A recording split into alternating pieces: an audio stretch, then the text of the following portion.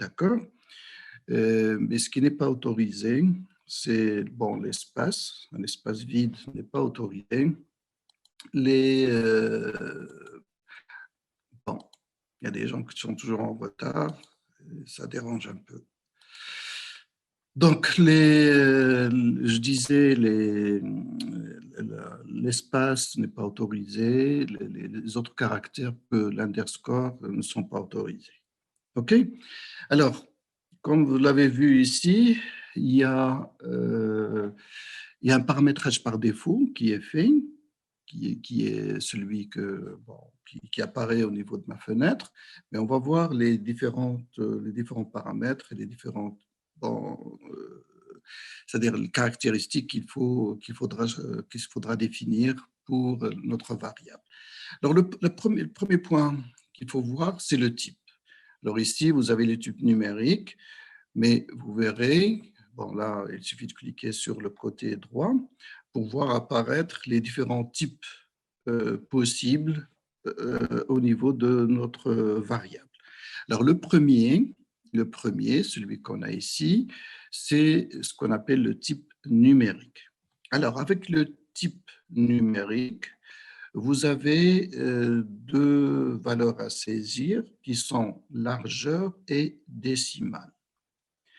Alors, largeur, ça correspond au nombre total de chiffres que vous serez autorisé à saisir, ou du moins qui vont être prises en considération au niveau de votre analyse. D'accord? Donc, le nombre de chiffres que vous serez autorisé à saisir.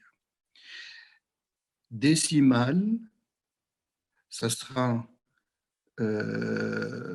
parmi largeur, le nombre de chiffres après la virgule. D'accord? Le nombre de chiffres après la virgule. Par exemple, ici, avec une largeur 8 et décimale 2, j'aurai, bon, c'est-à-dire si je choisis le chiffre 23 400, bon, 752 ou 32,41. Ça va être pris en considération. Parce qu'au plus, j'ai 8 chiffres. D'accord? Donc, 1, 2, 3, 4, 5, 6, 7, 8. Dont 2 sont après la virgule. OK? Ça va être pris en considération. Si, par exemple, je choisis le paramétrage largeur 8 décimale 2, mais au niveau de la saisie, c'est 1 234 732,41. Là, bien entendu, ça ne sera pas pris en considération que je des largeurs 8. OK?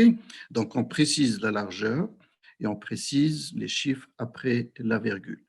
Ça va de soi que si vous mettez, bien sûr, décimale à 0, vous ne prenez en compte que des chiffres entiers. D'accord? Les chiffres entiers. Alors, la virgule, bien sûr, n'est pas prise en compte dans la largeur. C'est pour cela, je vous ai dit tout à l'heure, c'est le nombre de chiffres que l'on pourra saisir au maximum. OK? Bien. Je vais passer ça. Donc voilà, si je mets, comme j'ai dit tout à l'heure, la largeur à 0, ici, par exemple, je ne prendrai en considération que des nombres entiers au niveau de la saisie de mes données. Allez, je mets OK, par exemple, et là, ça sera si je mets OK, c'est pour moi le type numérique qui se choisit. OK? Alors, à côté du type numérique, on a maintenant le type virgule. Le type virgule aussi avec largeur et décimale. Je mettrai par exemple 3. Voilà. Donc, largeur et décimale, c'est la même définition. Mais quand on choisit le type virgule, ça signifiera que lorsqu'on met une virgule au niveau de la saisie, ça sera pour les milliers. Par exemple, encore une fois, je prends, si je dois saisir, par exemple, 2402, 402,91. Et bien ici, je dois mettre une virgule pour les milliers et un point pour les décimales. D'accord? Donc, dès que je mets une virgule au niveau de ma saisie, si le choix est de type virgule, pour lui, on est dans les milliers. D'accord? Et donc, il faut faire attention quand on fait ce choix-là. Le choix, maintenant, par exemple, point, c'est la même chose, mais bien sûr, le point, ce sera pour les milliers. Donc, dans ce cas, je mets 2 points, pardon, gommer pour faire les choses correctement. OK. Donc, 2,402,91. Là, je serai dans le choix point. Et le point signifiera les milliers. Alors, la différence entre numérique et point, c'est que dans numérique, je ne vais pas mettre le point. Ma saisie sera celle-là. D'accord? Pour 2000, je mettrai 2400,91. Dans le choix point, je dois absolument mettre le point pour lui signifier que je suis dans les milliers. OK? Alors après, vous avez... Donc, bon, allez, je vais effacer ça. OK. Donc, pour le choix point, la même chose avec largeur et décimale. Après, on a ce qu'on appelle la notation scientifique. Alors, pour la notation scientifique, c'est une notation abrégée pour les puissances. Par exemple, encore une fois, j'ai le 4341. Je peux l'écrire sous la forme scientifique, je peux l'écrire sous la forme 4,341 et je mettrai E plus 3. Alors, l'écriture E plus 3, ça veut dire que c'est le nombre 4,341 multiplié par 10 puissance 3. D'accord? Bien sûr, qui me ramène à 4341. Si, bien entendu, j'ai le E moins 0, moins 3, moins 0,3 si vous voulez, et bien ici, c'est la puissance 10 puissance moins 3 qui est prise en considération. D'accord? Alors, là. Donc voilà pour la notation scientifique aussi, hein, accompagnée par toujours largeur et décimale. Après, vous avez le type date. Donc là, il faut choisir un type et le respecter au niveau de la saisie pour qu'il soit identifié correctement. On a le choix dollar. Il faut juste faire attention ici avec le choix dollar. C'est que c'est l'option virgule qui est retenue. D'accord? L'option virgule qui est retenue lorsque vous devez faire des saisies de ce type. La même chose pour le symbole monétaire, donc toujours le choix virgule qui est retenu. Bon, nous, on utilisera très peu ces notations, en fait, c'est ce type de variable. Par contre, là, c'est plus intéressant, c'est le type chaîne. Alors, chaîne, c'est lorsque vous devez saisir du texte. Par exemple, une variable qui va traduire le nom de vos clients, par exemple. Donc là, cette variable non client doit être définie en tant que variable chaîne, d'accord, pour que je puisse la saisir. Et les variables chaînes, bien entendu, ne sont pas traitées statistiquement. OK? Donc, une variable chaîne, attention, ce n'est pas une variable qualitative. Il faut faire la différence. On verra tout à l'heure comment on définit les variables qualitatives. Mais la variable chaîne est une variable où je peux saisir du texte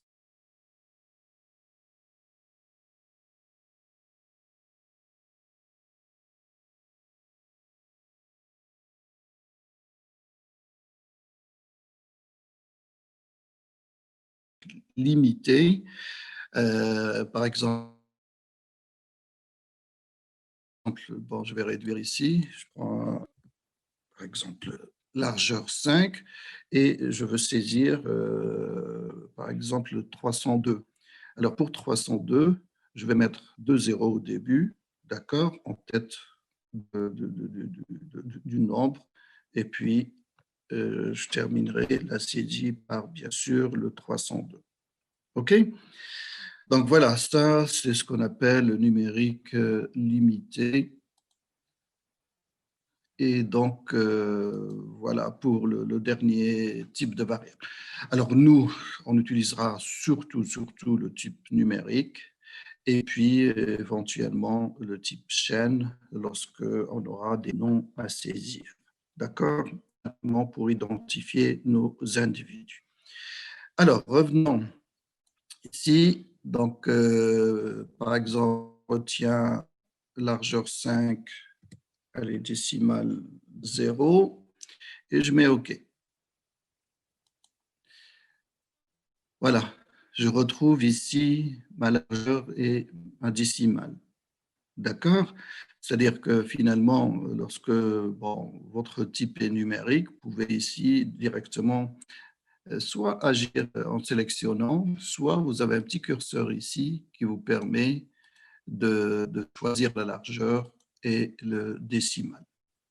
D'accord? Donc, par exemple, je retiens largeur 4, décimale 0 pour des entiers.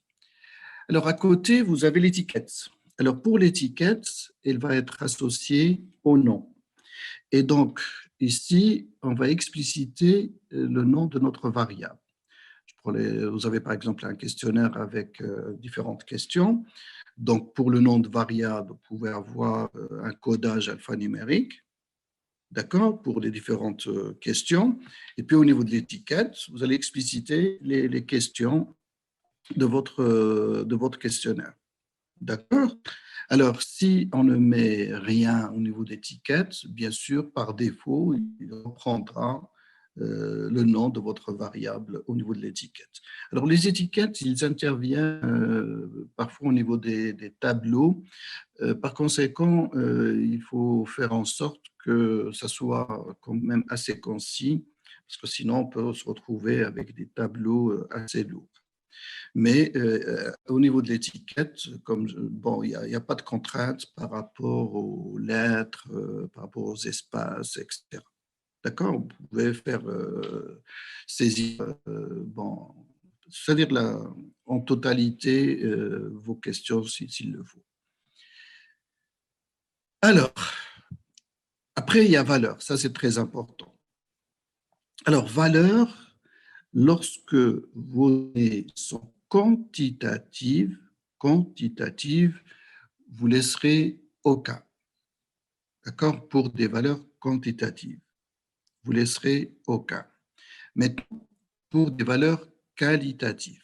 Alors, pour les valeurs qualitatives, il faudra étiqueter les modalités. D'accord? Donc, ici, on va faire un codage, par exemple, des modalités avec, par exemple, un de variable genre, par exemple, pour femme. Pardon. Et puis, je mets ajouter, et là, je mettrai pour homme, par exemple. Dans ce cas, ma variable lettre est une variable qualitative avec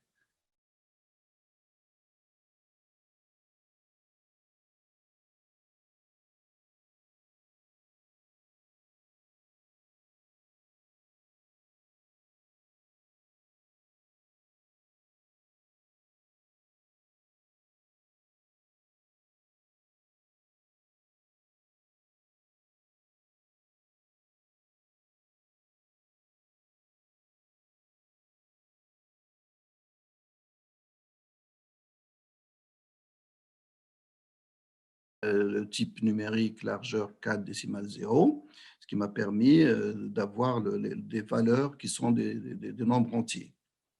OK? Et qui me permet de faire le codage. C'est pour cela ici, au niveau, même si la variable est quali, il faut absolument que vous ayez défini un type autre que chaîne, d'accord?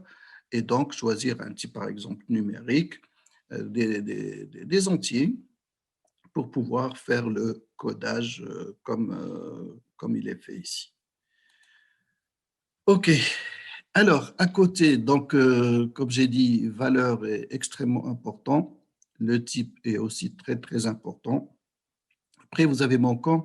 Là, c'est bon, on l'utilise lorsque vous avez au niveau des questionnaires des non-réponses et donc lorsqu'on cherche à les estimer.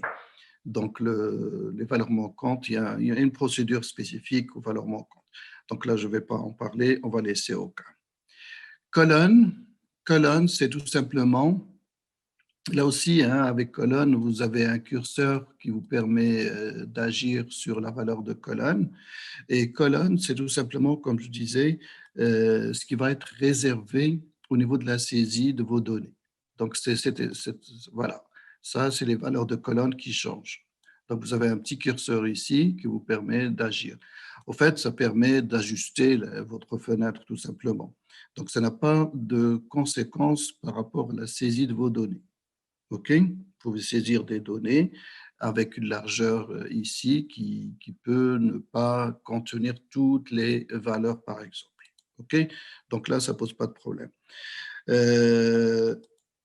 Alors, voilà la valeur de colonne qui vous pouvez adapter en fonction donc des variables à saisir. L'alignement classique, hein, c'est-à-dire gauche, droite, centre. Donc là aussi, il n'y a pas de problème. Par contre, ça, c'est très important, c'est la mesure, c'est la nature de vos variables. Alors, au niveau des mesures, vous avez là aussi trois choix. Échelle pour tout ce qui est quantitative, d'accord, ce sera le choix échelle. Pour une variable ordinale, pardon, pour une variable qualitative. Donc, bien entendu, on fera le choix entre ordinal et nominal en fonction de la nature de votre variable. Enfin, il y a un rôle, c'est le rôle joué par votre variable. Est-ce que c'est une variable explicative ou à expliquer, etc. Donc là, vous avez différentes possibilités. Pour nous, nos variables seront de même nature. Hein. Par conséquent, généralement, on va garder le type entrée. Mais ça n'a pas beaucoup d'influence sur l'analyse. Donc, les choses les plus importantes auxquelles il faut faire très attention, c'est les contraintes par rapport au nom. D'accord? Le choix du type qui va conditionner donc la saisie de vos données. Bien sûr, il est accompagné par largeur et décimale. D'accord? Votre étiquette où vous pourrez expliciter votre variable. S'il s'agit de variables quantitatives, il faut laisser aucun. Sinon, ici, au niveau de valeur, bien entendu, il faut définir le codage. Après, colonne, bon, vous l'adaptez selon à votre guise, ce n'est pas un problème. L'alignement aussi. Par contre, la mesure, c'est très important. Il faut faire attention au choix de la mesure. D'accord? Alors, une fois, c'est-à-dire vos variables définies, il faut avoir toujours comme règle d'enregistrer votre fichier, vous lui donnez un titre, ce que vous voulez, d'accord? Donc, quand je vais mettre exemple, et je vais l'enregistrer, bon, par exemple, au niveau de mon bureau, OK. Alors, quand on enregistre un fichier, on voit apparaître un nouveau fichier qui s'appelle résultat. Alors, résultat, il aura une extension différente de la base de données. La base de données, il a une extension .sav et les résultats, c'est l'extension .spo. Donc, ceci fait que ces deux fichiers qui vont être différents, qu'il faudra enregistrer séparément.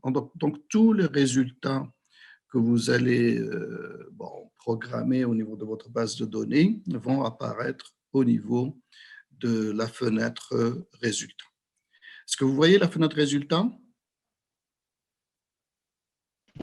Oui, monsieur. Oui? Oui. Parfait, d'accord. Bien. Donc, voilà pour premier contact avec SPSS, surtout pour vous montrer un peu la saisie des données, comment elle doit se faire. Je rappelle que ici, je vais revenir vers mes données. Et donc, une fois que vous avez paramétré votre variable, il faut bien sûr aller vers affichage pour commencer la saisie. Donc, voilà ma première variable. Et là, je ferai la saisie variable par variable, si vous voulez, colonne par colonne. OK, bien. Maintenant, je vais aller vers notre base de données, LC Banque, donc les clients de la banque.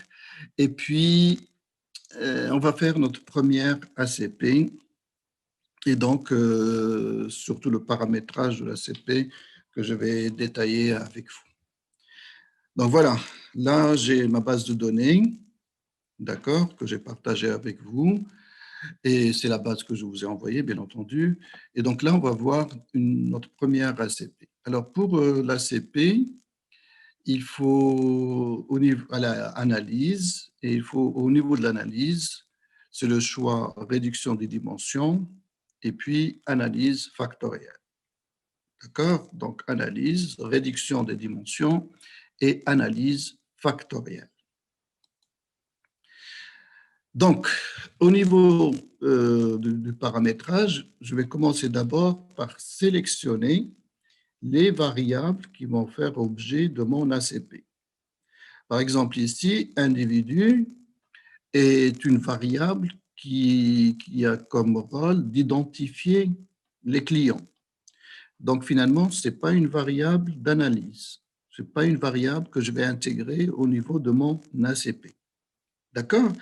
Il va être utile tout à l'heure pour la représentation graphique, mais pas au niveau de l'analyse. Ce que je retiens au niveau de l'analyse, ce sont mes variables soldes, d'accord, NDEC, MDEC, etc., jusqu'à retrait. Donc, ce sont ces 9 variables qui vont faire l'objet de mon analyse. Et bien entendu, encore une fois, pour l'ACP, je dois choisir des variables de nature quantitative. OK. Donc voilà, là, j'ai sélectionné les variables objets de mon analyse. Alors ici, vous avez le paramétrage qu'on va effectuer pour pouvoir faire notre première ACP. Alors, je vais commencer par descriptive, où là, vous avez par défaut la structure initiale, qu'on va voir tout à l'heure, et puis, bien entendu, on va rajouter ce qu'on appellera les caractéristiques univariées. Alors, pour les caractéristiques univariées, c'est tout simplement les moyennes et écarts types qui seront calculés, qui seront représentés au niveau d'un tableau. Par contre, ça, c'est très important pour nous, c'est la fameuse matrice de corrélation qui nous permet de vérifier si nos données se prêtent bien à une ACP.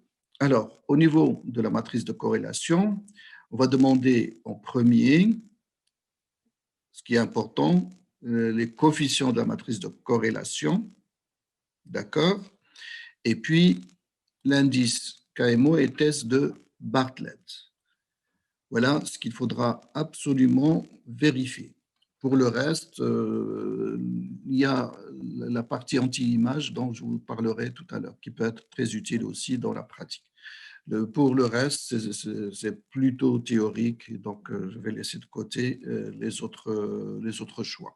Donc, primordial pour nous, matrice de corrélation, les coefficients de la matrice de corrélation, l'indice KMO et test de Bartlett. Anti-image, la matrice anti-image, il peut être utile et je vous en parlerai tout à l'heure. Donc voilà, Pour les caractéristiques, j'ai coché caractéristiques univariées en plus de la structure initiale. J'ai coché les coefficients de la matrice de corrélation, l'indice KMO et test de Bartlett. Deuxième point, c'est l'extraction.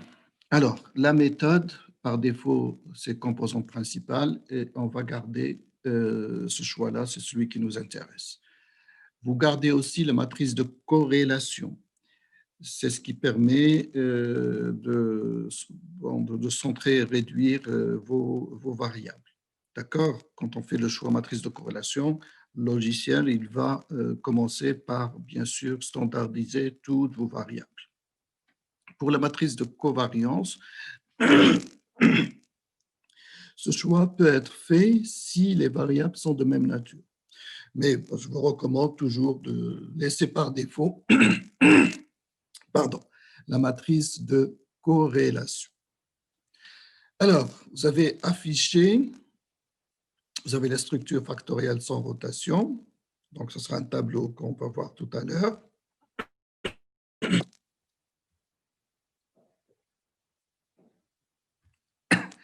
Et vous avez le diagramme, le fameux diagramme des valeurs propres. D'accord? Qui nous permet de voir, comme on l'a vu en cours, le nombre de facteurs à retenir au niveau de notre analyse.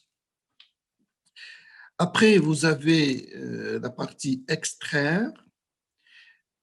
Premier choix, on vous dit basé sur les valeurs propres supérieures à 1.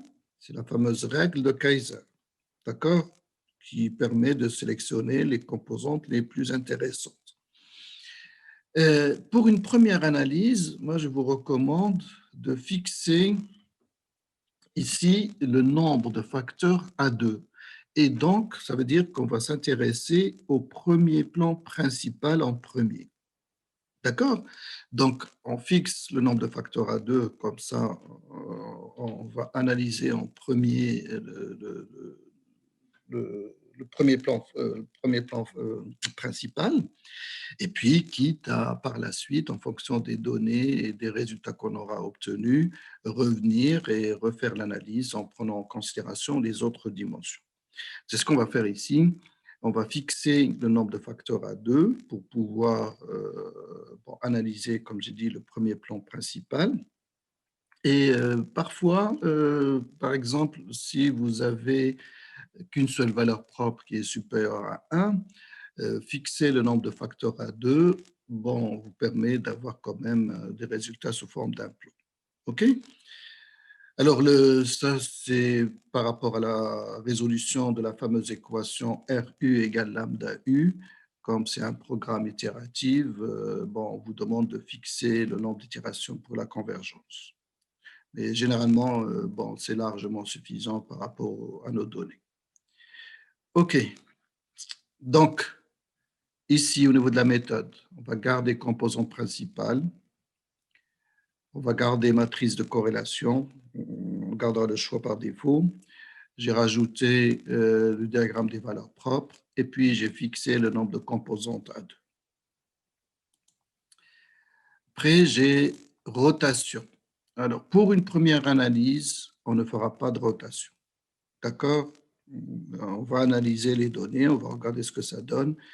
Et puis, par la suite, si on juge que la rotation est utile, on fera le choix de Varimax. Alors, Varimax, ça correspond à la rotation orthogonale qu'on a vu en cours au préalable. D'accord? Donc là, gardons méthode aucun, mais n'oubliez pas de cocher carte factorielle pour qu'on ait la carte des variables. Alors, la carte factorielle, c'est celle qui correspond à la carte des variables. D'accord? Donc, au niveau de rotation, on a dit pas de rotation pour une première analyse, on va laisser aucun, mais on va cocher la carte factorielle pour visualiser nos variables. Après, vous avez facteurs, et là, ce sont les composantes. Et là, il faut les demander. SPSS ne donne pas directement les composantes, donc il faut ici demander à enregistrer les composantes. Donc, bien entendu, ici, on retiendra la méthode régression qui correspond à notre ACP. Donc, là encore, vous laissez par défaut régression, mais vous cochez enregistrer les composantes ici.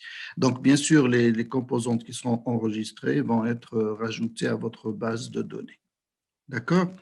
Donc, comme ici, on a demandé le premier plan principal, donc vous aurez la première et la deuxième composante qui vont être enregistrées. Alors, l'option, c'est lorsque, bon, il y a des données manquantes qu'on veut remplacer, etc. Donc là, je laisserai ça de côté. Alors, je reprends pour une dernière fois avant de lancer l'analyse. Premièrement, je vais sélectionner les variables qui feront l'objet de mon analyse. Après, je vais à descriptive, j'ai coché caractéristiques univariées, structure initiale. Et puis, pour vérifier si les données sont factorisables, j'ai demandé les coefficients de la matrice de corrélation, l'indice KMO et test de Bartlett.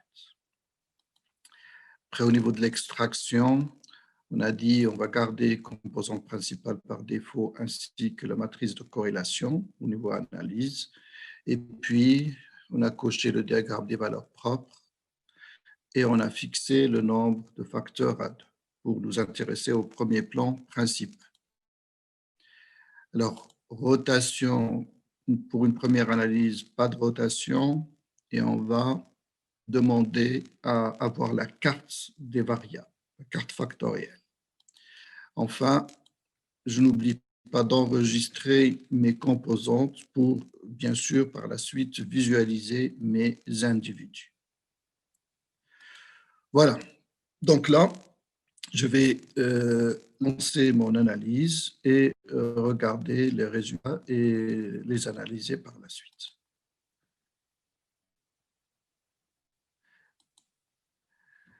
Est-ce que vous avez les résultats? Est-ce qu'ils sont affichés pour vous? Oui. Non, monsieur. Non, monsieur. Non, ils ne sont pas affichés. Non, monsieur. S'il vous plaît? Non? D'accord. Monsieur, Donc, monsieur, il m'a affiché oui. un tableau de Et matrice là? de corrélation. S'il vous plaît, est-ce que les résultats, vous avez les résultats? Oui, Ils sont monsieur. affichés pour Monsieur. vous? Oui. Pas encore. Le premier D'accord. tableau Ça y est. présente les C'est statistiques. bon. Oui. Parfait, parfait. Parfait. Merci beaucoup. Si jamais, bon, je parle de choses et que vous constatez que ça ne correspond pas, vous me le dites. Parfois, j'oublie. Bon, je ne fais pas attention à cet aspect-là. OK? Bien. Donc, voilà. Ça, c'est les premiers résultats. Et ici, vous avez les statistiques descriptives pour chaque variable, donc les moyennes, les quarts types et bien entendu le nombre d'observations. Ça nous permet de voir ici que nos variables ont des unités très, très différentes, d'où l'obligation pour nous de centrer et réduire ce qu'on avait fait au niveau de notre cours. OK? Donc après, bien sûr, la fameuse matrice de corrélation, d'accord, qui calcule les corrélations des variables 2 à 2. Et là, on voit bon, ce qui devrait retenir notre attention, comme on l'avait vu en cours, sont les corrélations qui sont supérieures à 0,5 en valeur absolue. D'accord? Et donc, je dois repérer au niveau de mes données, est-ce qu'il y a assez de corrélations qui dépassent ce seuil en valeur absolue? Et donc, comme on l'avait vu auparavant, un certain nombre de corrélations vérifient cette contrainte. Donc, c'est ce qui est de bon augure pour nous par rapport à notre ACP. Alors, ce tableau est accompagné par l'indice KMO et test de Bartlett. Donc, l'indice KMO, il est intéressant parce que c'est un indice synthétique, c'est-à-dire qu'il prend globalement en considération l'ensemble des corrélations. C'est pour cela qu'il est intéressant. Et donc, vous vous rappelez, comme règle qu'on avait retenue pour un KMO intéressant, c'est le seuil 0,5. Donc, au-delà de 0,5, d'accord, on peut dire que notre KMO est intéressant et que donc les données sont intéressantes pour une ACP. Alors, tout à l'heure, vous vous rappelez, je vous ai parlé de la matrice anti-image. Alors, la matrice anti-image, elle va être utile pour nous si jamais on a un KMO faible, c'est-à-dire inférieur à 0,5. Donc là, tout à l'heure, je vous montrerai ce qu'on obtient au niveau de la matrice anti-image. D'accord? Mais lorsque le KMO est intéressant, c'est-à-dire au-delà du seuil 0,5, la matrice anti-image n'est pas, bon, n'apporte pas un plus. À côté, le fameux test de Bartlett. D'accord? Donc là, avec une signification très, très faible, ça veut dire que l'on peut rejeter l'hypothèse H0, l'indépendance des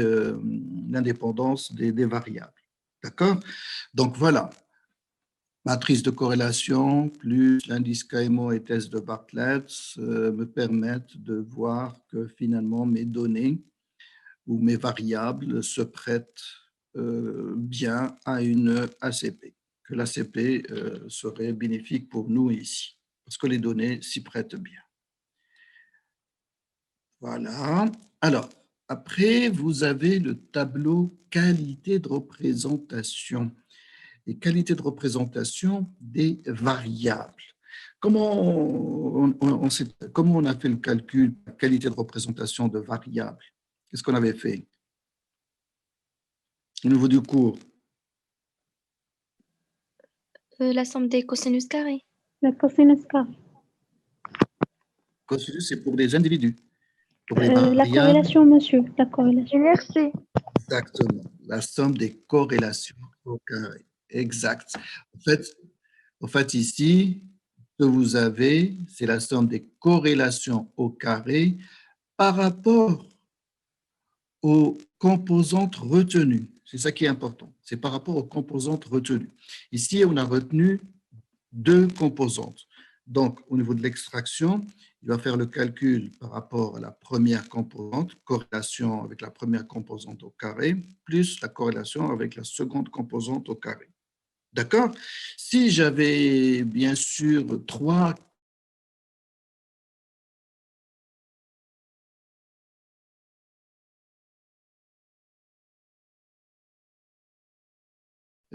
c'est que l'extraction que vous avez ici, elle est calculée par rapport aux composantes que vous allez retenir au niveau de votre analyse. D'accord?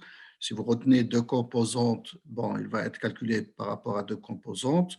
Si vous retenez plus de 2, bien sûr, il va être calculé par rapport au nombre de composantes retenues. Alors, après, on a la variance totale expliquée. Et donc, vous vous rappelez ici, on a bon, bien sûr les différentes composantes, les 9 composantes, avec les valeurs propres, lambda 1, lambda 2 jusqu'à lambda 9, d'accord? Le pourcentage de variance expliquée, donc je rappelle que c'est lambda 1 sur P, donc les 38,39% de variance expliquée par la première composante, 31,77 par rapport à la deuxième, etc. Là, vous avez le cumul, donc les 70% par rapport au premier plan principal. Si je retiens la troisième composante, je passe à 82%. D'accord? Alors ici, vous avez l'extraction des carrés des facteurs retenus. Là, on vous rappelle que vous avez retenu que les 2 premiers facteurs.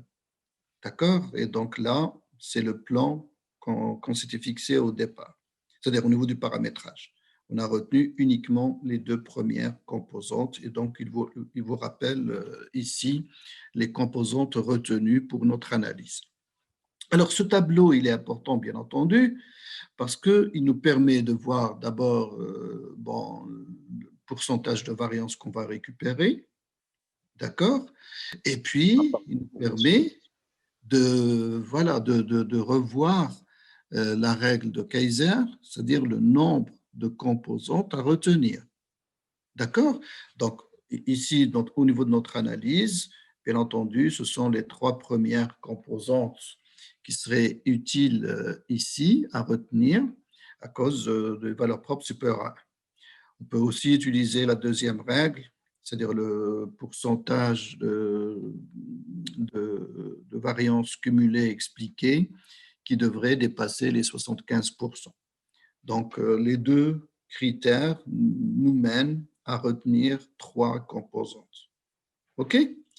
Donc, comme j'ai dit tout à l'heure, si par exemple, je retenais les 3 premières composantes, au niveau du calcul de l'extraction, bien sûr, les valeurs vont être plus élevées, puisqu'il faudrait rajouter les corrélations par rapport à la 3e composante. OK? Donc, tout ça, on le verra tout à l'heure lorsqu'on refera l'analyse en retenant les composantes, les 3 premières composantes. Donc, voilà, ça, c'est le variototal expliqué. Et puis, vous avez le graphique des valeurs propres avec la règle du coude, d'accord? Et donc, comme on l'a dit, hein, on va regarder quand est-ce qu'il y aura un changement de concavité. Donc, je passe de quelque chose de concave à quelque chose de convexe. Et donc, là, on a l'équivalent de notre point d'inflexion. Et la règle, c'est de retenir toutes les composantes jusqu'au coude, donc jusqu'au point d'inflexion. OK? Donc, ça, on l'a vu, hein, je ne fais que rappeler ces aspects-là. Et on arrive finalement au tableau le plus important par rapport à votre analyse. Pourquoi c'est le plus important? C'est le tableau qui nous permet finalement de donner une signification à notre composante. D'accord? Donc, vous vous rappelez, la règle, c'était premièrement pour une composante de retenir les variables ayant une corrélation supérieure à 0,5 en valeur absolue. D'accord? Premièrement. Et donc, une fois qu'on a retenu ces variables, bien sûr, par opposition, on regarde la signification que peut avoir cette composante. D'accord? Donc, c'est un travail qu'on avait fait ensemble. Et donc, vous vous rappelez ici, c'était la qualité du client par opposition entre bon et mauvais client. Puis, on avait fait la même chose pour la deuxième composante, c'était l'activité, et donc client actif et client passif. C'est pour cela, comme j'ai dit, hein, ça va être la partie extrême, finalement la plus importante, c'est celle où vous allez donner un sens, une signification à vos nouvelles variables. D'accord? Et c'est important parce que c'est à partir de là que vous allez pouvoir interpréter vos cartes par la suite. Et on arrive au diagramme des composantes, c'est-à-dire la carte des variables, la fameuse carte des variables. Et au niveau de la carte des variables, ce que l'on cherche à visualiser, comme on l'a vu en cours, ce sont les corrélations entre variables. Une contrainte, c'est bien sûr la qualité de représentation de vos variables. Et là, si on fait le choix donc, du premier plan principal, pour la qualité, voilà, l'extraction suffirait pour ma qualité. D'accord? Donc là, ce que je retiens, c'est que MDEC est très mal représenté. Donc, somme des corrélations carrées inférieure à 0,5. Montant des emprunts et les limites est acceptable. Mais MDEC n'est pas acceptable. D'accord? Elle est très mal représentée.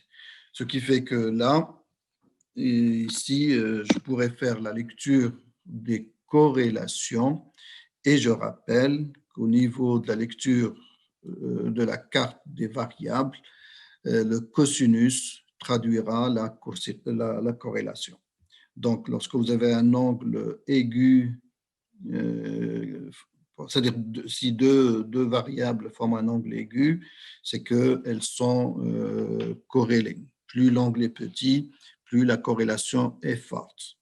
Si deux variables forment un angle droit, par exemple ici retrait avec par exemple dépôt, par exemple, d'accord, ou nombre d'emprunts avec dépôt, ben ici on est dans des corrélations faibles, d'accord, on est dans des corrélations faibles. Si l'angle est obtus, plus il se rapprochera des 180 degrés, plus ça traduira une corrélation forte et négative. D'accord? Donc voilà, ça, ce sont les premiers résultats que vous aurez au niveau de votre ACP. Alors, ici, qu'est-ce qui manque au niveau des résultats? Qu'est-ce qu'on n'a pas encore visualisé?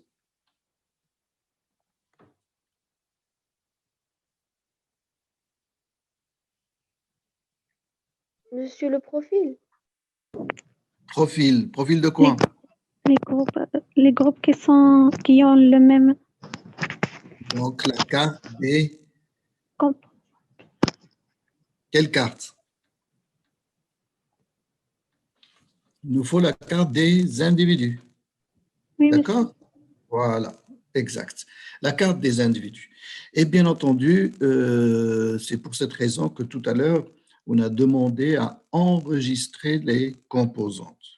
D'accord? Alors là, je vais avoir accès aux données, d'accord, pour vous montrer un peu les nouvelles variables qui ont été enregistrées. Vous voyez apparaître la base des données? Non, Est-ce que vous voyez monsieur. apparaître? Non, Comment? Non. Non. Non. D'accord, ok.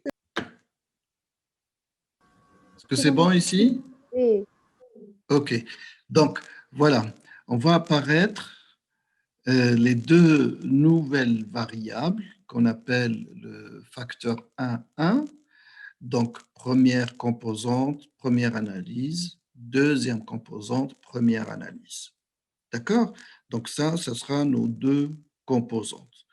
Et donc, si je veux, bien entendu, donc graphe, et vous allez choisir dispersion point. Dans dispersion point, c'est la dispersion simple qui m'intéresse ici, donc au niveau d'un plan. Et la dispersion simple, bon, c'est le choix ici par défaut, d'accord? Sinon, vous cliquez dessus pour la retenir.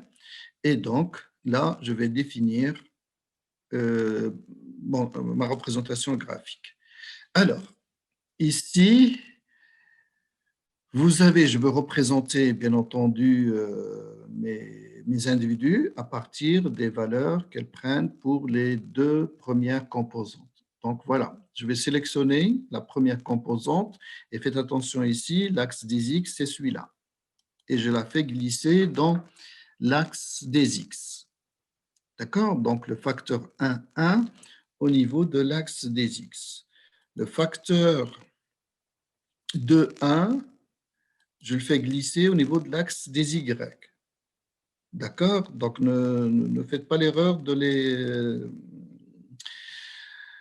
les alterner, pas les alterner, mais de faire le mauvais choix au niveau des axes. Maintenant, et c'est là où la variable individu ou la variable qui identifie les individus va être utile, je vais l'utiliser pour identifier les points au niveau de ma carte. Donc, individu, on l'a fait glisser dans la partie étiqueter les observations par. D'accord? Étiqueter les observations par. Et donc, à partir de là, il faut aller à Options et dans Options, cocher Afficher le diagramme avec les étiquettes d'observation. Si on ne coche pas ça, on n'aura pas les étiquettes qui seront visualisées au niveau de la carte. D'accord? Donc, on choisit la variable qui va nous permettre d'étiqueter les observations, mais il faut aller à Options et cocher Afficher le diagramme avec les étiquettes. Voilà. Donc, j'ai commencé par sélectionner le facteur 1,1 au niveau de l'axe des X. facteur de 1 au niveau de l'axe des Y. Et puis après, j'ai étiqueté mes observations par la variable individu. D'accord? Et puis, je suis allé à Options pour cocher, afficher le diagramme avec les étiquettes. Et là, je vais lancer pour visualiser mes individus. D'accord? Vous avez les résultats? Non, monsieur. Oui, monsieur. Non? Oui, monsieur. Oui ou non? Encore. Oui. Oui. Oui. Pas encore. Oui, monsieur. D'accord. Alors, au niveau, donc voilà, c'est notre carte, la fameuse carte des individus, où donc sont visualisés nos différents individus avec les étiquettes. D'accord? Si vous oubliez d'aller à Options, etc., vous ne verrez pas apparaître vos étiquettes ici. Donc, il faut absolument, n'oubliez pas de le faire. On peut tracer les axes parce que ça permet de visualiser mieux les données. Si vous voulez rajouter des axes au niveau de votre carte, il suffit de double-cliquer ici et vous devez voir apparaître l'éditeur de diagramme. Monsieur, on ne voit pas vos résultats. D'accord. Là, c'est visible ou pas?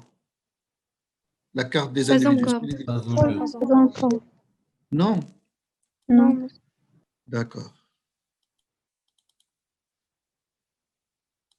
Et maintenant?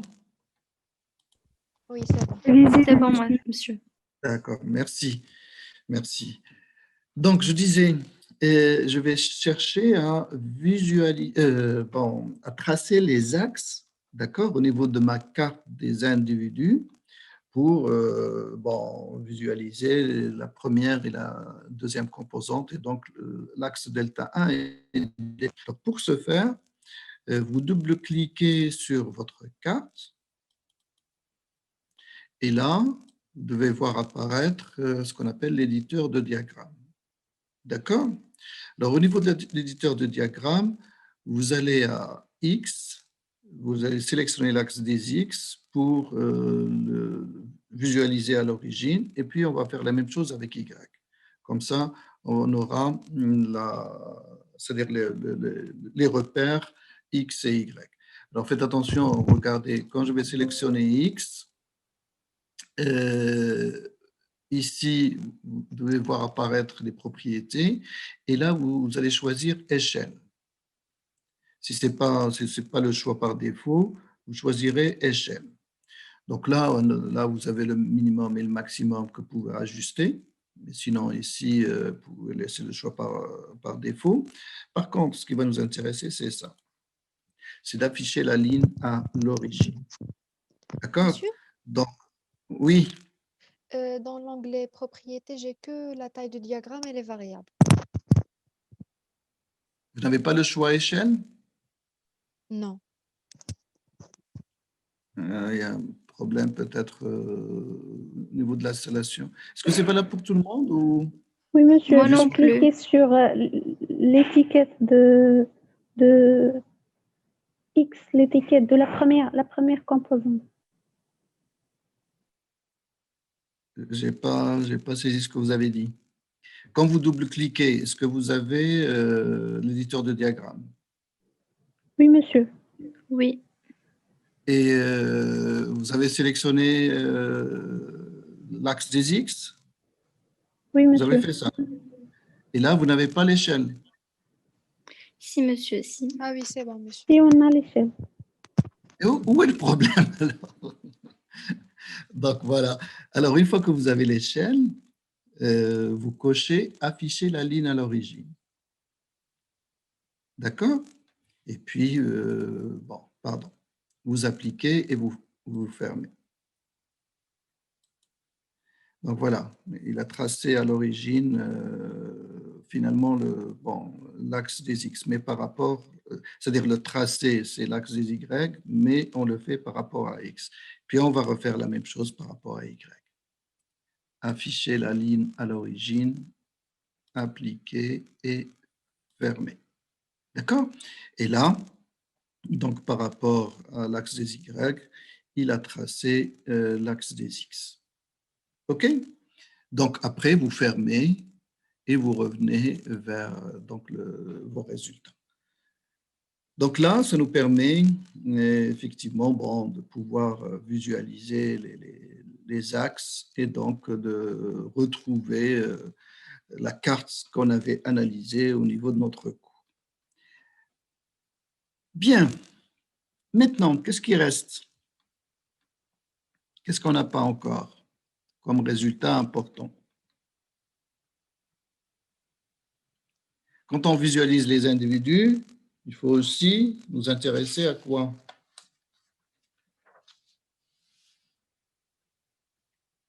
L'interprétation. Oui, bon, pour l'instant, on a dit, voilà, les tendances, ça c'est ce qu'on avait vu en cours. Mais qu'est-ce qu'il faut, qu'est-ce qui manque comme information importante pour bien interpréter les résultats? Les cosinus. Très bien, bien sûr, les cosinus carrés. D'accord, les cosinus carrés, et les cosinus carrés ne sont pas donnés par défaut. Donc, il faudra les calculer. D'accord, il faudra les calculer.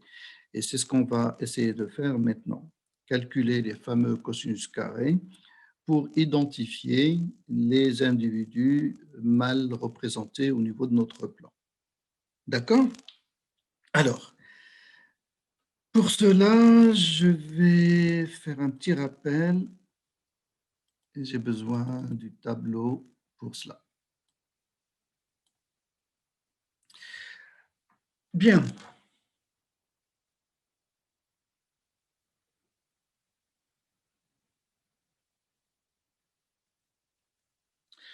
Donc, ici, j'ai l'individu qui est dans l'espace de départ, l'espace de dimension P. D'accord? Puis cet individu, je l'ai bien sûr projeté, bon, ça c'est delta 1, sur l'axe delta 1, ce qui m'a donné le F1 de I. D'accord? Et nous, on s'intéresse à cet angle. Et on voudrait calculer le cosinus carré de l'angle θ. D'accord? Ce qui nous intéresse, c'est le cos carré de θ. Bien. L'individu I, au niveau de notre analyse, quelles sont ses coordonnées?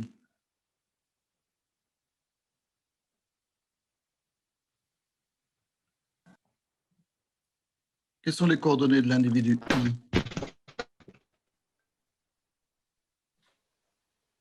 Oui? Monsieur, c'est le nombre. C'est Le nombre des variables. en fait les valeurs qu'il prend pour les différentes variables. Mais ces Oui, variables, monsieur. qu'est-ce qu'on a fait sur ces variables? Les variables d'origine, on les a.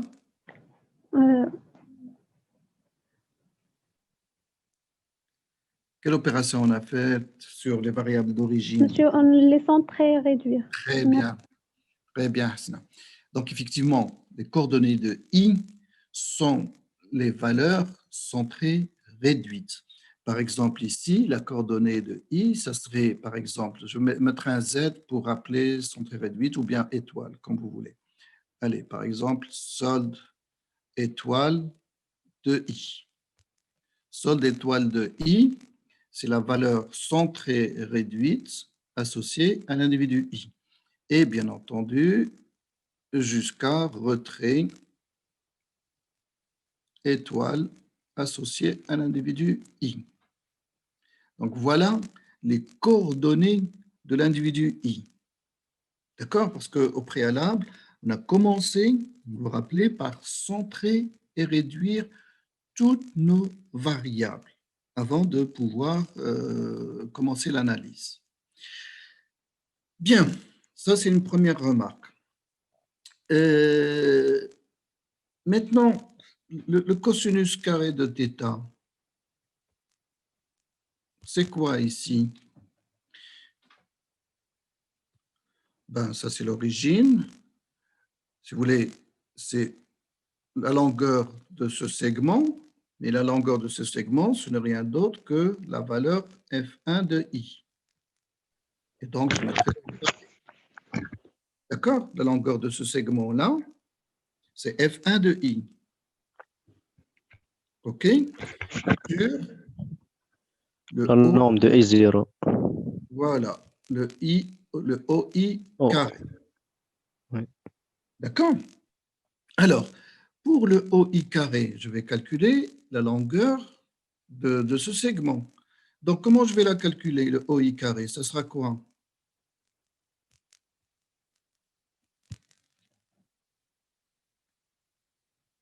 En fait, c'est la distance entre l'origine et le point I. Et donc, c'est quoi? La norme. C'est la norme, exactement. Et la norme, ça va se calculer par donc, la valeur solde étoile au point I moins 0 au carré, plus la même chose jusqu'à retrait étoile de I moins 0 au carré. Donc, finalement, je retrouve le solde étoile de I au carré, plus, etc., jusqu'à la dernière valeur qui est donc le retrait étoile de I au carré. C'est bon? Donc, pour la norme de OI, ou la norme de OI carré, c'est-à-dire la distance entre O et l'origine, entre l'origine et le point I, eh bien, ce sont les coordonnées de I moins ceux de l'origine et j'élève au carré. C'est la distance euclidienne classique.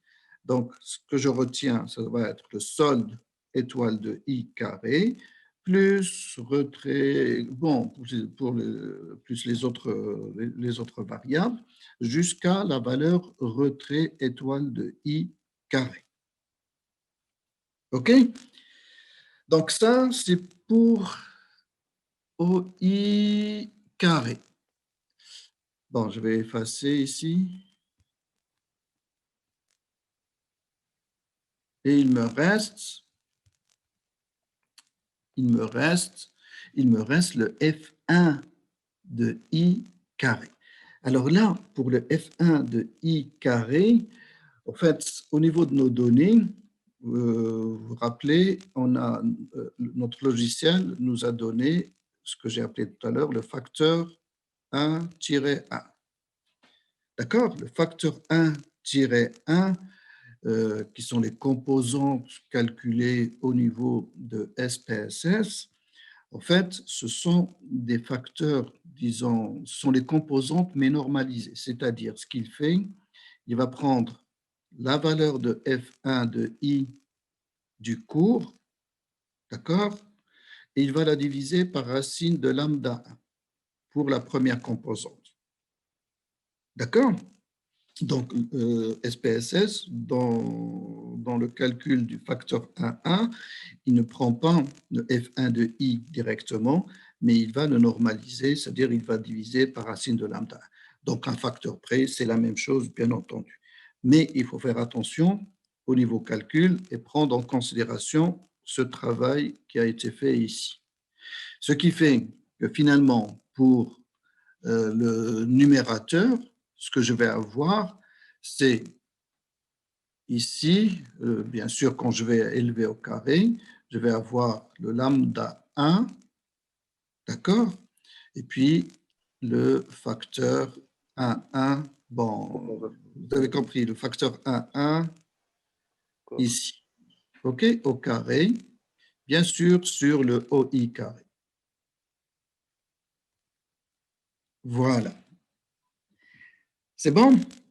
Donc, pour le premier cosinus carré qu'on aura à calculer, la formule qui sera utilisée, c'est le lambda 1, le facteur 1,1 au carré sur le OI carré.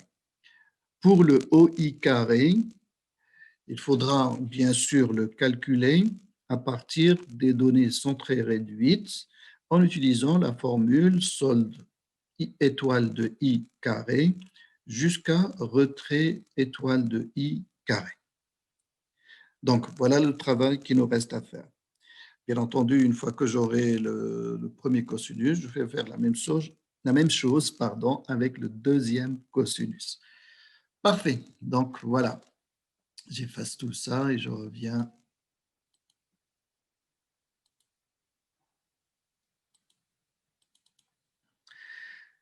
Alors, dans nos formules, on a besoin de ces deux valeurs. Première valeur propre et la deuxième valeur propre. D'accord? Le lambda 1 et le lambda 2. Donc, bien sûr, il faudrait que je les note parce que je vais les utiliser tout là au niveau de mon calcul. C'est bon? Donc, première valeur propre, le 3,455 et deuxième valeur propre, le 2,859. Et maintenant, on va commencer notre travail.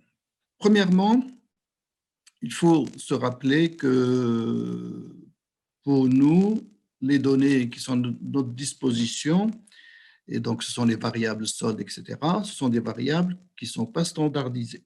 Donc le premier travail, ce sera de standardiser nos variables. Donc pour cela, vous allez choisir analyse, statistique descriptive et descriptive. D'accord? Analyse, statistique descriptive et puis descriptive.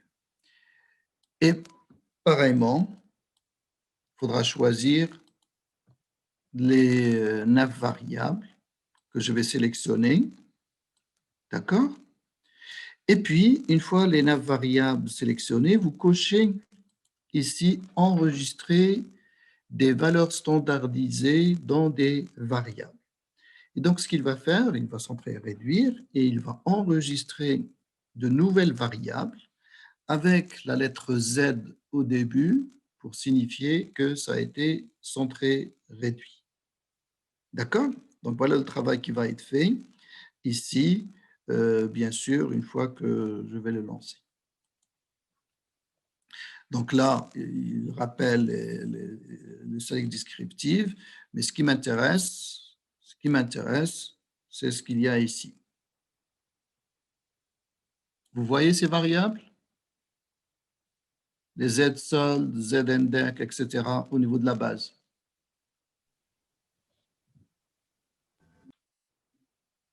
Est-ce que vous m'écoutez? Oui, monsieur. Oui, parfait. Donc voilà les Yes. variables centrées réduites. Toutes les variables qui ont été standardisées ici.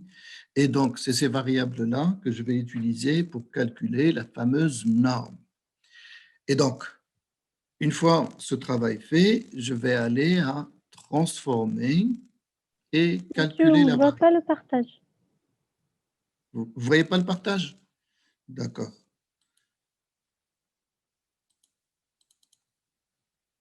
Là, c'est bon? Oui, monsieur. Oui, monsieur. Merci beaucoup. Donc, n'hésitez pas à m'interpeller dès que vous voyez, comme j'ai dit tout à l'heure, parfois, parfois ça marche, parfois ça ne marche pas. Donc, dès que ce que je dis n'est pas en conformité avec ce que vous avez, vous m'arrêtez. Merci.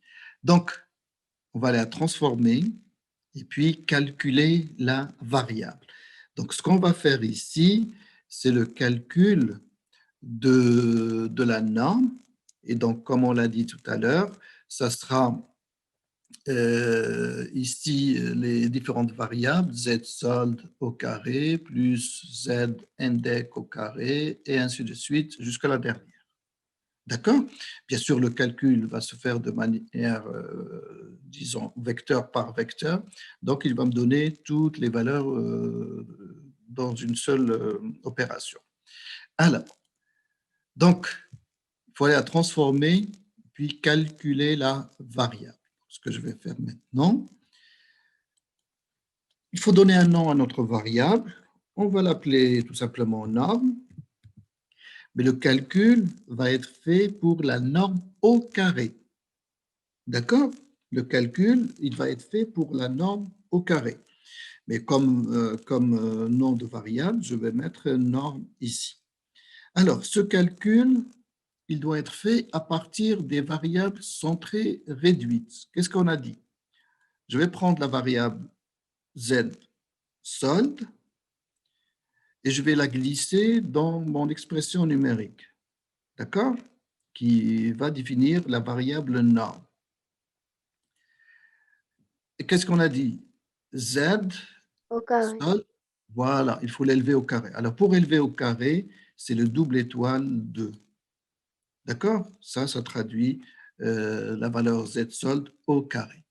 Et puis, je continue avec le reste. Donc, je mettrai plus, toujours la variable que j'élève au carré et je rajoute.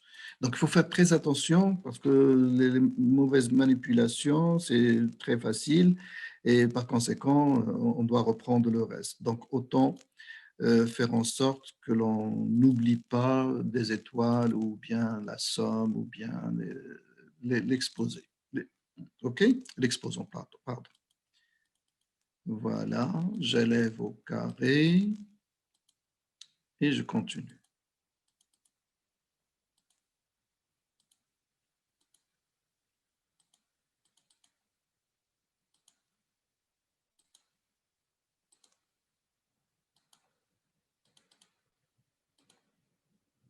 Carré plus, donc le dépôt, et enfin les retraits que je vais élever au carré. Alors, je vérifie, hein. Donc, z solde au carré, plus z index au carré, plus z mdex au carré, nombre de produits au carré, nombre d'emprunts, le montant, variation de dépôt au carré, plus les dépôts, plus les retraits. En principe, c'est OK. D'accord? Donc, voilà, ça, c'est ma norme. Et là, l'expression numérique qui va permettre de calculer les valeurs de norme. OK, donc je lance mon analyse et là, j'ai la commande qui a été exécutée. Donc, je reviens vers mes données et en principe, on doit ici voir apparaître ma nouvelle variable norme. Vous voyez apparaître la variable norme au niveau de notre base de données? Oui, monsieur. Oui, monsieur. OK. Donc, voilà. Premier point, c'était... Pardon. Premier point, pardon, c'est le calcul de la norme. Et donc, ici, donc on a fait le calcul de la norme pour les n individus. OK? On va aller maintenant vers le calcul du premier cosinus. Donc, encore une fois, je reviens vers calculer la variable. Je vais réinitialiser. Et je vais calculer ce que j'appellerai la variable cos1. Encore une fois, cos1, c'est le nom que je donne à la variable cosinus carré. D'accord? Au niveau de l'expression numérique, je vais faire le calcul pour le cosinus carré. Alors, pour ce cosinus carré, qu'est-ce qu'on a dit? Eh bien, c'est lambda 1, le facteur 1 au carré sur la norme. Donc, le lambda 1, tout à l'heure, on l'a noté, on a dit c'est de 3,455. Alors, faites attention ici, c'est l'option virgule qui est retenue au niveau d'expression numérique. Donc, je dois mettre 3,455. D'accord? Donc, au niveau de l'expression numérique, c'est l'option virgule qui est retenue. Par conséquent, ici, c'est 3,455 que je dois saisir et non pas 3,455. Pour la multiplication, c'est une étoile. Et là, j'ai le facteur 1, d'accord, que je dois élever au carré. Donc, le lambda 1, facteur 1 au carré, il me reste à diviser tout cela par la fameuse norme, qui est enregistré maintenant ici. Et donc, là, j'ai l'expression du premier cosinus carré. D'accord? Donc, lambda 1 fois le facteur 1 au carré sur la norme. Donc, si tout se passe bien, donc voilà, et je devrais retrouver ici les valeurs du cosinus, du premier cosinus carré. Alors, une règle toujours à respecter, en fait, c'est juste pour éviter les erreurs, un cosinus carré est toujours compris entre quelle valeur et quelle valeur?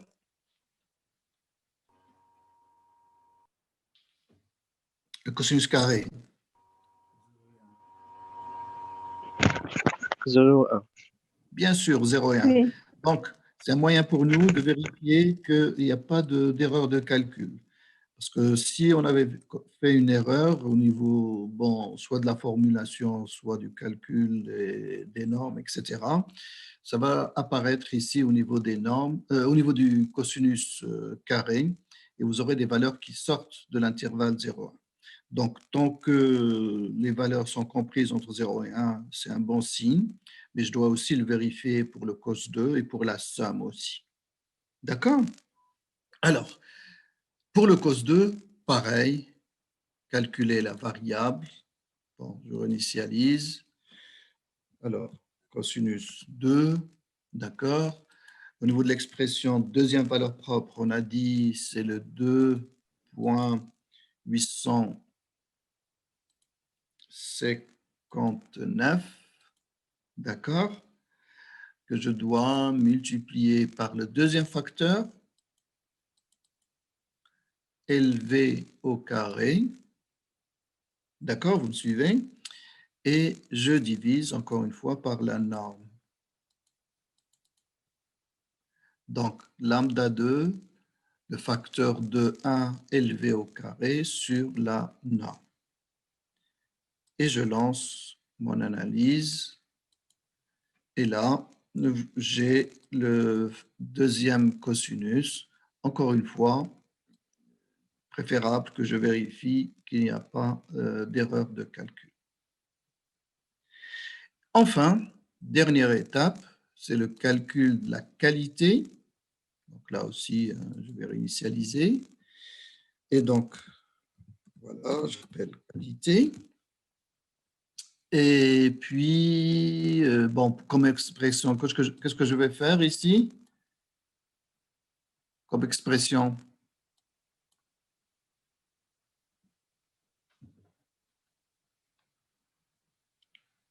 Alors, pour la qualité. Je sais la somme des cosinus. Très bien. Cos 1 plus cos 2. Alors, surtout, n'élevez pas au carré. Parce que cos 1, vous vous rappelez, au niveau du calcul, c'était déjà le cosinus carré. D'accord? Donc, bien entendu, on fait la somme de cos 1, de la variable cos 1 plus la variable cos 2, qui nous permettrait d'avoir la somme des cosinus carrés, bien sûr, au niveau de nos calculs. Et donc, là encore, je vérifie, comme j'ai dit tout à l'heure, que mes données sont cohérentes avec la théorie, c'est-à-dire que la somme des carrés est comprise entre 0 et 1. Donc voilà, il n'y a pas de valeur aberrante ici, hein, au niveau de la qualité. Ça me permet donc de voir quels sont les individus qui sont mal représentés, donc comme ici l'individu 13, l'individu 15, etc., comme on l'avait vu en cours. D'accord? Donc voilà notre premier contact avec l'ACP. Je ne sais pas si vous avez 5 ou 10 minutes de plus ou si vous devez vous déplacer.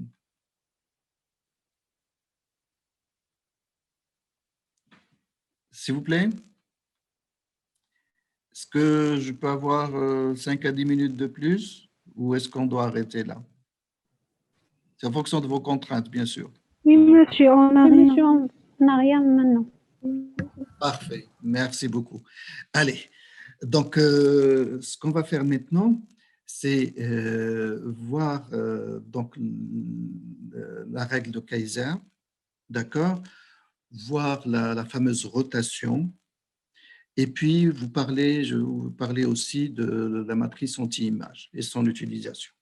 D'accord? Donc, on va essayer bien sûr, de refaire notre analyse pour voir un peu ces trois aspects. Donc, je reviens toujours vers analyse, réduction des dimensions et analyse factorielle. D'accord? Analyse, réduction de dimensions et analyse factorielle. Alors, bien sûr, la sélection est la même. Ce qui va changer pour moi, c'est que ici, je vais demander la matrice anti-image pour voir son utilisation. D'accord? Donc, je poursuis. Au niveau de l'extraction, je vais cette fois-ci utiliser la règle de Kaiser. Donc, il va retenir les composantes supérieures à 1, pour lesquelles la valeur propre est supérieure à 1. D'accord? La rotation, je vais demander la varimax, rotation orthogonale, donc celle qu'on utilisera. Et enfin, je demanderai bien sûr à enregistrer les nouvelles variables. D'accord? Donc voilà, donc sélection des variables, le descriptif, j'ai rajouté anti-image. Au niveau de l'extraction, j'ai utilisé la règle de Kaiser cette fois-ci. Donc, il va me retenir les trois premières composantes, comme on l'a vu. La rotation, je vais faire la rotation aussi ici en même temps. Et puis, j'enregistre les facteurs pour la visualisation. Donc, là, est-ce que vous avez les résultats ou est-ce que vous avez les résultats ou pas? Non, monsieur. C'est pas affiché, d'accord. Non, Ok. monsieur. Parfait. Donc là, je suppose que c'est bon. Oui, monsieur. C'est bon. Oui, monsieur. Ok. Oui, monsieur. Très bien. Merci. Donc, bon, pour la matrice de corrélation, KMO et test de Bartlett, c'est bien sûr la même chose. Donc là, aucun changement. Là où il va y avoir de changement, c'est d'abord la fameuse matrice anti-image. Alors, au niveau de la matrice anti-image, elle va être utile, comme j'ai dit tout à l'heure, lorsque le KMO est faible. D'accord? Lorsque le KMO est faible. Alors, si le KMO est faible, on va aller regarder la corrélation anti-image, cette matrice-là, ce qu'on appelle la corrélation anti-image. Et plus précisément, ce que vous avez au niveau de la diagonale, les valeurs que vous avez au niveau de la diagonale. Ces valeurs que l'on a au niveau de la diagonale, c'est ce qu'on appelle les KMO partiels. D'accord? On appelle ça les KMO partiels qui sont calculés relativement à chaque variable. Alors, pourquoi on va s'intéresser à ces KMO partiels? Parce que lorsque le KMO est faible, c'est que certaines variables agissent, disons, de manière défavorable, si vous voulez, sur le KMO. Et la diagonale va nous permettre de repérer quelle variable a agi défavorablement par rapport au KMO. Donc, tout simplement, on va essayer de repérer la valeur la plus faible. Généralement, bien sûr, elle est inférieure à 0,5 aussi, et on va regarder quelle est la valeur la plus faible au niveau de la diagonale. Par rapport à cette valeur, je vais sélectionner, par exemple, la valeur ayant donné le KMO partiel le plus faible, et je vais la supprimer. D'accord? Par exemple, supposons ici, je veux améliorer le KMO, eh bien, je vais regarder les valeurs du KMO partiel au niveau de ma diagonale. La valeur la plus faible, c'est le 0,513 et elle correspond à MDEC. Donc, si je veux améliorer la valeur du KMO, j'éliminerai MDEC de mon analyse et je referai mon analyse. D'accord? Mais ce travail, on le fera uniquement lorsque le KMO est faible, parce que retirer une variable, c'est retirer de l'information, etc. Donc, si le KMO est faible, on peut se permettre de faire ça pour pouvoir, bien sûr, pouvoir faire l'analyse et regarder ce qu'on peut obtenir comme résultat intéressant. Mais si le KMO est correct, bien entendu, on pourra se passer de l'utilisation de la matrice anti-image. Bien. Ici, qu'est-ce qui a changé au niveau de la qualité de représentation? Qu'est-ce qu'on remarque? Les variables sont bien représentées. Oui, mais par rapport à tout à l'heure, qu'est-ce qui a changé? Les On a valeurs supprimé d'extraction. les variables. Les valeurs d'extraction, est-ce que c'est les mêmes tout à l'heure? On a supprimé celle inférieure à 0,5. On n'a rien supprimé. Hein? Vous avez toujours vos 9 variables qui sont toujours là. Mais qu'est-ce qui s'est passé?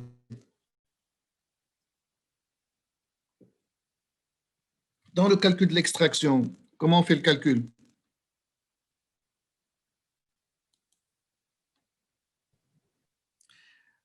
Alors, Nada me dit les valeurs ont augmenté. Effectivement, par rapport à tout à l'heure, ces valeurs ont augmenté. D'accord? Pourquoi ils ont augmenté? Pourquoi les valeurs ont augmenté ici?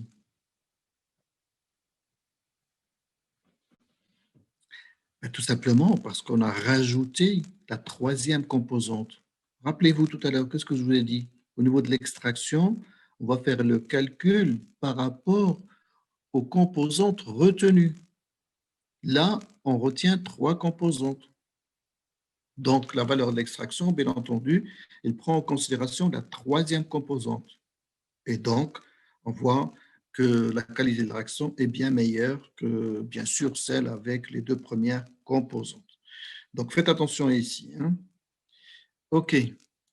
Alors, les valeurs propres, le cumul, là, c'est l'extraction par rapport aux facteurs retenus, les 3.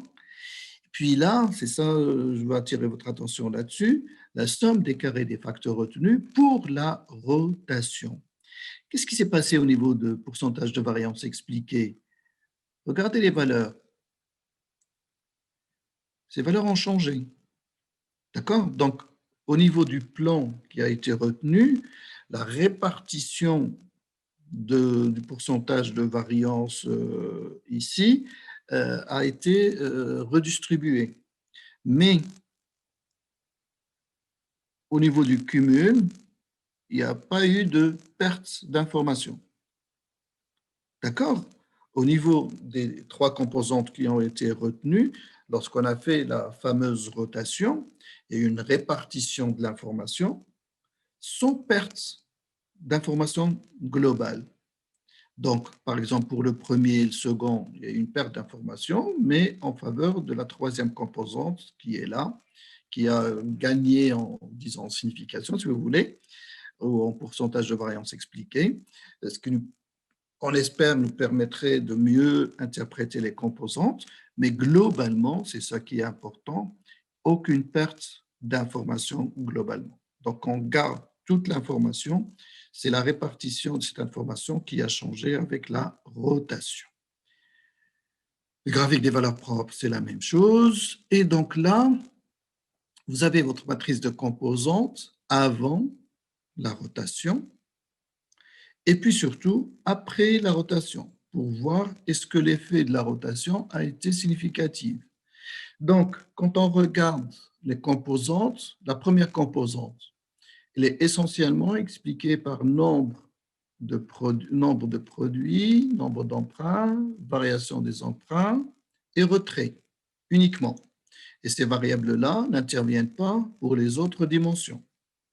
Même chose, deuxième composante, c'est solde, variation dépôt et dépôt. Ces 3 variables définissent la deuxième composante, mais n'interviennent pas non plus au niveau des autres composantes. Et enfin, NDEC et MDEC qui définissent la troisième composante sans intervenir au niveau des 2 premières.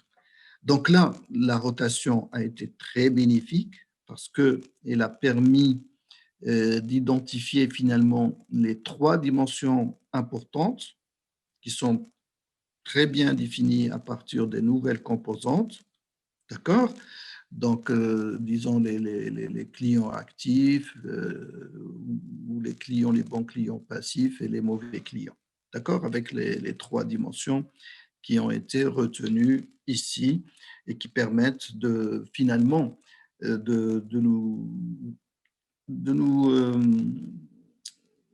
d'avoir une ouverture sur d'autres analyses. Parfois, et je terminerai là-dessus, l'ACP peut avoir comme objectif le travail qui a été fait ici, c'est-à-dire de pouvoir synthétiser les variables pour pouvoir les remplacer pour de nouvelles analyses.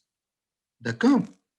Je prends l'exemple, par exemple, au niveau de la régression multiple, lorsque le nombre de variables devient très important, les résultats peuvent être très instables.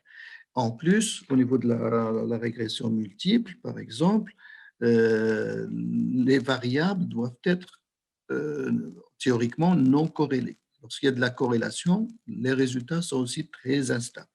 Alors, parfois, on fait ce travail-là, c'est-à-dire qu'on va essayer de réduire le nombre de variables et en plus, avec l'ACP, je sais que les variables que j'obtiens sont non corrélées. Et donc, ça peut me permettre, bien sûr, à condition de bien définir mes variables, ça peut me permettre de faire de nouvelles analyses en ayant des variables qui se prêtent mieux à l'analyse que je dois faire. D'accord? Donc, en plus de l'aspect visualisation des individus pour mettre en évidence des groupes homogènes, etc., on peut avoir comme objectif uniquement la synthèse des variables pour pouvoir utiliser ces nouvelles variables dans d'autres analyses statistiques par la suite. D'accord? Et ça peut être un objectif de la CP aussi. OK? Bien. Donc voilà pour aujourd'hui. Donc la semaine prochaine, je vais enchaîner avec la typologie. D'accord? Sur le même exemple. Et puis, je vais vous demander cette semaine de reprendre les deux bases de données que je vous ai envoyées avec les pays arabes et les enseignes et de pouvoir les travailler avec votre ACP. D'accord? Comme ça, une fois qu'on aura terminé la typologie, je vais reprendre les deux derniers exemples pour qu'on puisse les traiter ensemble cette fois-ci et j'espère que vous aurez au préalable fait le travail qu'il faut, comme ça, on pourra discuter des résultats ensemble. D'accord? OK. Merci beaucoup pour votre patience et puis portez-vous bien. Puis travaillez vos TP pour qu'on puisse le reprendre, Inch'Allah, la semaine prochaine. Monsieur, Allez. monsieur, Oui, s'il vous plaît, j'ai une question. oui, je vous écoute. Au niveau du contrôle continu, Oui. est-ce que le nombre de personnes doit être obligatoirement 3 personnes? Parce que dans mon groupe, il y a une personne qui a déjà validé cette matière. Ah, donc vous serez deux. C'est mieux. D'accord, monsieur. Non, il n'y a pas de problème, vous serez deux. Et donc, je veux éviter 4 personnes par groupe parce que généralement, quand c'est 4 personnes, il y a 2 ou 3 qui travaillent et le dernier, il ne fait rien. 3, c'est bien. 2, c'est encore mieux. Monsieur? OK? Oui. Monsieur, comment je peux réinitialiser tout? Parce que j'ai un problème au niveau de la base de données. Comment je peux réinitialiser toutes les étapes? Réinitialiser, donc refaire l'analyse, c'est ça? Oui, monsieur. Tout simplement, hein, vous refaites. Vous avez la démarche, donc vous pouvez la refaire. Sinon, il y a une partie, c'est-à-dire programmation, où on peut demander à enregistrer les différentes étapes, d'accord, pour que ça soit automatique. Mais bon, pour des analyses un peu longues, etc. Mais là, vous refaites votre analyse directement, hein, la démarche classique avec les différentes étapes. Oui, monsieur, lorsque je viens de la refaire, et ils m'ont dit qu'il y a déjà par exemple, pour le facteur 1 et le facteur 2, ils sont déjà calculés. Oui, ils sont déjà, si vous avez, voilà, vous les avez enregistrés, ils sont dans votre base. Regardez ici, par exemple, dès que, par exemple, ici, voilà, hop. Tout à l'heure, j'ai demandé à enregistrer mes facteurs. Donc, les facteurs sont enregistrés. Mais si je refais une nouvelle analyse, je vais avoir les nouveaux facteurs qui seront recalculés, mais il va m'indiquer ici que c'est pour l'analyse